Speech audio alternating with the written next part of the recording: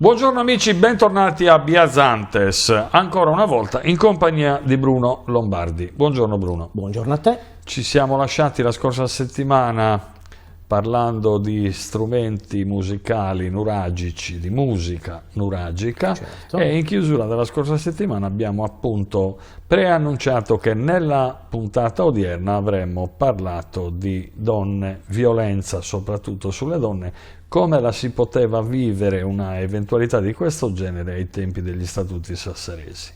Allora, benissimo. Cosa ci dici?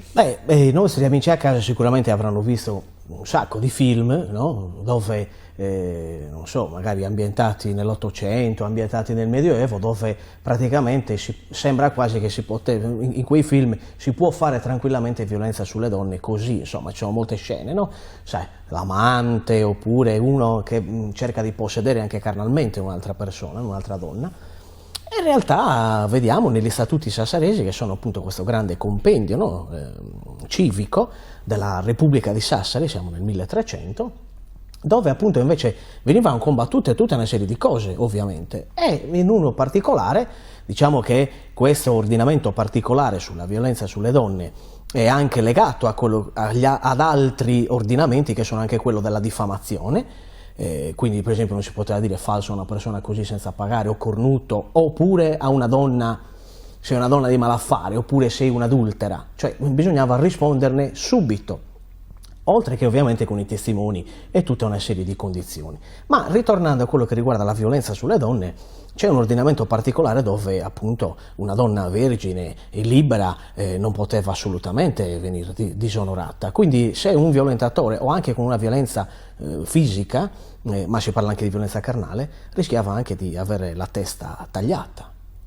E quindi doveva per forza di cose, per avere salva la vita, sposare quella donna o quella ragazza che aveva così, insomma, disonorato. Ma ci sono anche dei pagamenti pecuniari, poi ci sono anche altre condizioni che sono molto interessanti appunto da far conoscere ai nostri amici a casa. Per esempio anche una donna sposata, se tu carnalmente, quindi no, si parla proprio di forzatura, c'è una parola di questa, no? Quindi forza carnale, anche carnalmente si parla, e li rischiavi e insomma ti si veniva tagliata la testa.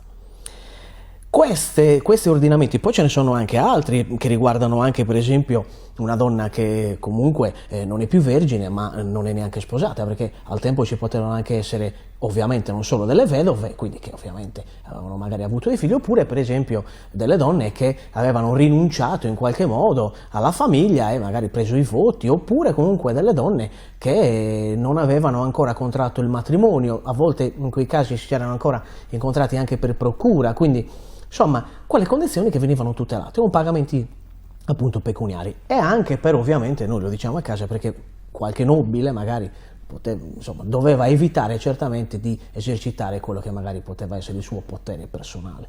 Quindi vediamo una città molto aperta, una città decisamente rivolta al mantenimento di un progresso culturale morale, quindi oltre che ovviamente civico, insomma, dal punto di vista delle leggi. E la figura della donna completamente, io dico, in questo caso completamente tutelata, anche perché di rimando in questi ordinamenti c'era anche quello che era poi di riflesso anche la tutela dei figli eventualmente illegittimi. Sì, ma permettimi una cosa, certo.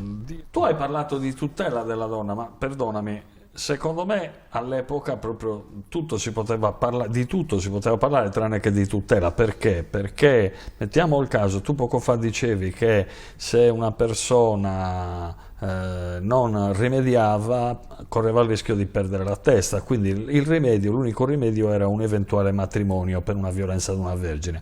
Ma e se questa non lo voleva, poi la persona che l'ha violentata, lì la tutela dov'è? All'epoca si ragionava in quella maniera. Sì, è ovvio che c'era anche un processo, perché la potestà del tempo doveva determinare tutta quella serie di condizioni che dovevano poi prevedere o il taglio della testa oppure quel qualcos'altro, perché bisogna anche vedere che tipo di donna era lei, nel senso, cioè nei confronti di lui, magari erano già amanti, cioè bisognava ovviamente poi con un processo saperne di più. Questo era, quindi non bisogna leggere alla lettera l'ordinamento e trarne tutte le conclusioni, perché tutte le possibilità che tu appunto stai dicendo sono realmente poi controllate da un processo in corso, ovviamente. Non è che è una cosa così automatica. Ho capito. Questo, quindi comunque si può parlare di tutela della donna, perché c'è anche un processo. Assolutamente. Perché sennò passa magari il termine che loro agivano in quel modo così arbitrariamente, cioè ti taglio la testa e basta. No, comunque c'è un procedimento, ci sono le indagini che devono essere fatte dalla potestà e poi ovviamente tutta una serie di cose che in un mondo così vasto vabbè, non diciamo quindi dirle che all'epoca quel tipo di tutela era un concetto un pochino era il loro concetto, esatto, concetto di tutela, il loro del tempo, legato anche a tutta una serie di condizioni. Fortunatamente oggi non è così, questo assolutamente, consentimi no, di dirlo. certo, però è interessante far conoscere questo aspetto, perché comunque oggi ci sono tanti film che insomma dicono tutt'altro rispetto a quello che veniva fatto comunque in passato, che c'era comunque, potremmo chiuderla così, c'era un grande sforzo per eliminare ogni tipo di abuso sulle donne. E questo mi sembra giusto. Se tutto questo,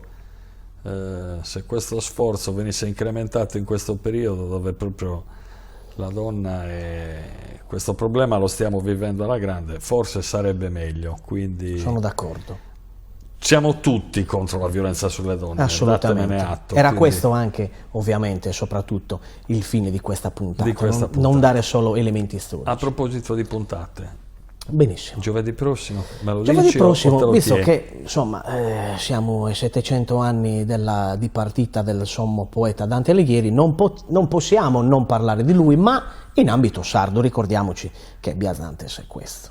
Perfetto, quindi anche noi celebreremo questi 700 anni dalla morte. E ci sarà anche una sorpresa video dal 1321 al 2021. Sì. Benissimo, saremo qua. Amici, la prossima settimana parleremo di Dante Alighieri. Grazie a Bruno Lombardi. Grazie a voi. A voi l'appuntamento è rinnovato alla prossima occasione.